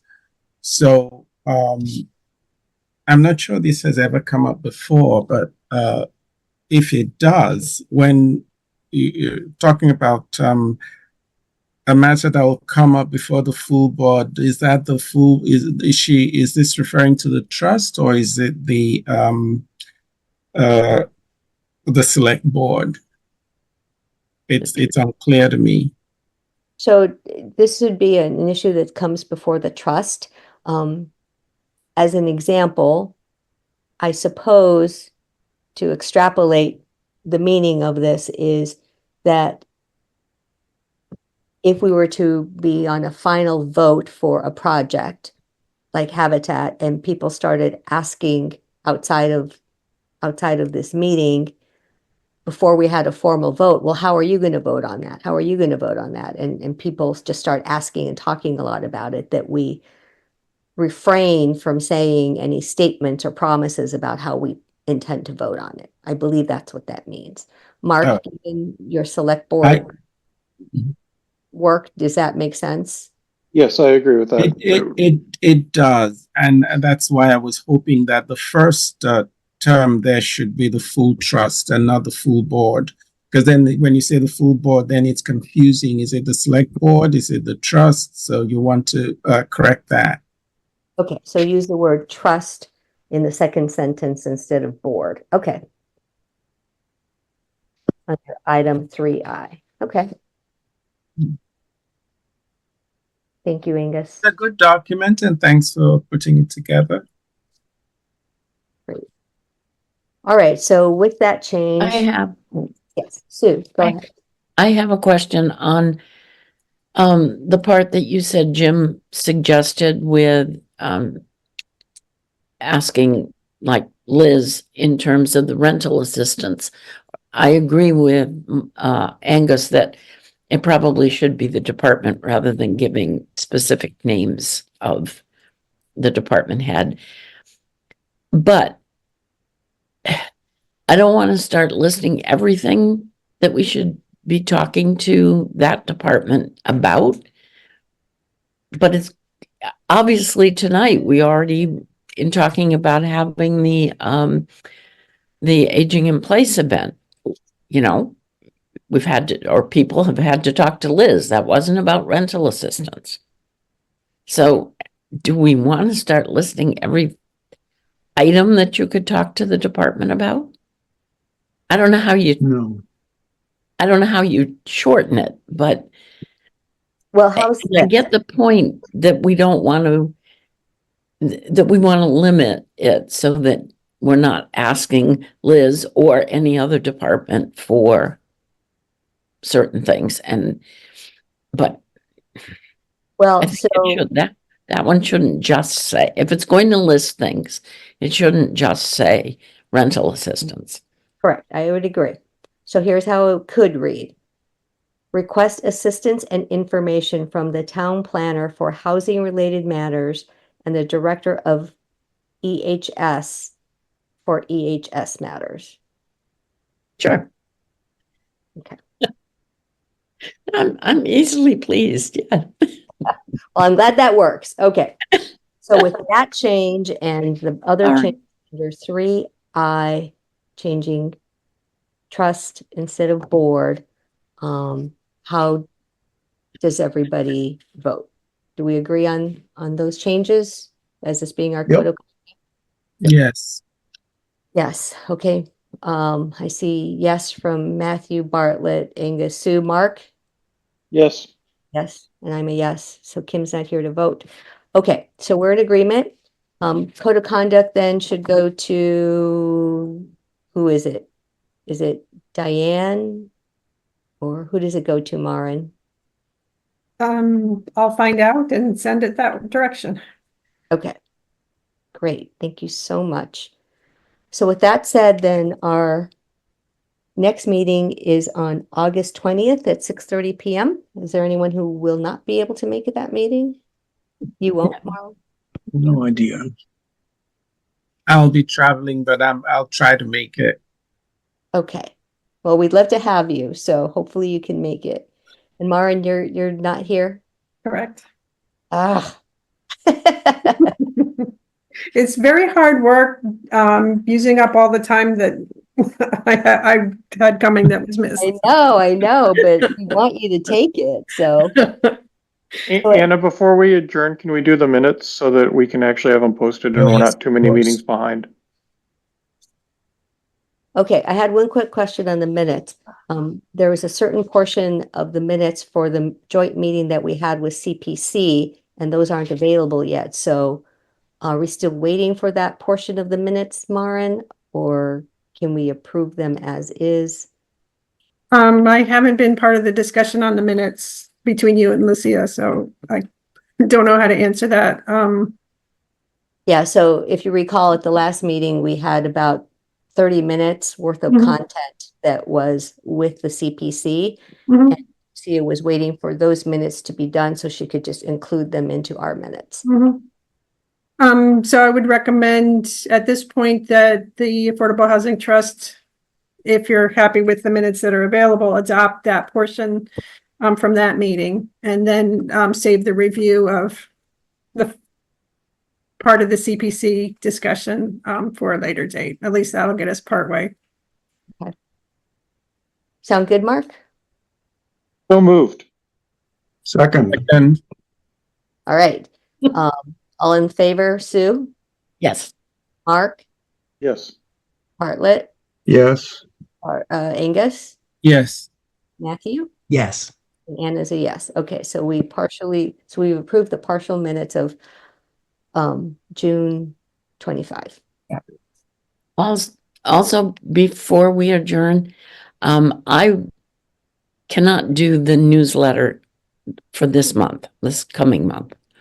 That's So- perfectly fine. I was going to suggest that maybe we do it every other month and that each of us take a month. Well, that's what I was going to suggest, but Fabulous. Great minds think alike.